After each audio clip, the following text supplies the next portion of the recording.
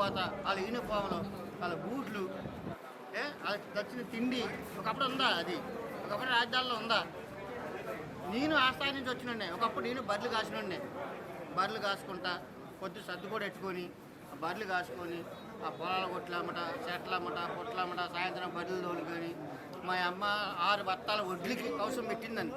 6 బత్తాల వడ్లకి. ఇప్పుడు రాజకీయం ఎలా ఉంది ఇప్పుడు? మరి ఇప్పుడు పిల్లల కోసం అంత బాగా చేస్తున్నారు జగన్మోహన్ రెడ్డి అని చెప్పేసి అంటున్నారు కదా మీరు. మరి మీరు గడ్డ కష్టాలు కూడా చెప్తున్నారు. మరి ఎందుకు ఇంగ్లీష్ మీడియాలు అవసరం లేదు ఎందుకని చెప్పేసి పవన్ కళ్యాణ్ అంటున్నాడు. ఆయన అంటాడయ్యా, మధ్యలో వచ్చిన ఆయన. ఒకప్పుడు ఆయన కూడా బతకదే. ఇప్పుడు డబ్బు ఉంది. ఇప్పుడు డబ్బు ఉంది.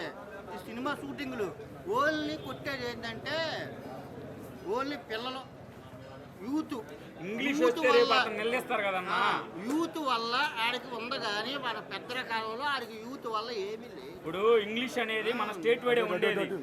ఏంది తెలుగు అనేది మన స్టేట్ వైడే ఉండేది. ఇంగ్లీష్ వచ్చింది అనుకో మొత్తం నేషనల్ వేడే ఉంటుంది.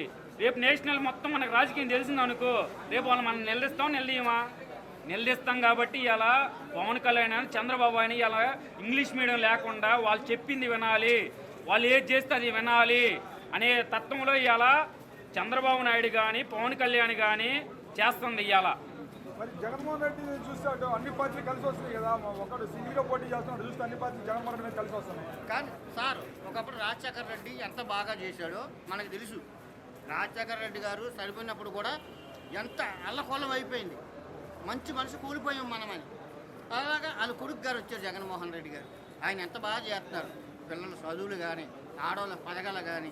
ఇప్పుడు ఆడవాళ్ళ పనికి కూడా పోకుండా ఇళ్ళక్కడ ప్రశాంతంగా ఉంటున్నారంటే ఎందుకుంటున్నారు? ఆయన మనకి సాయం చేస్తున్నాడు. ఆయన ఏదో పని ఇప్పిస్తున్నాడు.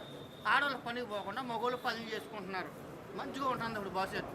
పిల్లలు కూడా చదువు బాగుంటుంది. తిండి కోసం బాధపడి పని లేదు, పిల్లలు చదివిపిస్తున్నాడు. అదొక పథకం మంచిగా ఉంది. తర్వాత ఇంటింటికి ఆడవాళ్ళు మనుషులు పోయి రేషన్ షాప్ కూడా పోయి లెక్కలు కట్టుకొని ఆడ కూర్చొని లైన్లో నిలబడి లేదు. ఇప్పుడు జగన్మోహన్ రెడ్డి గారు మంచిగా ఉంది కాబట్టి ఆయనకి మనం ఓటేద్దామని నేను అన్నా అది అంతే.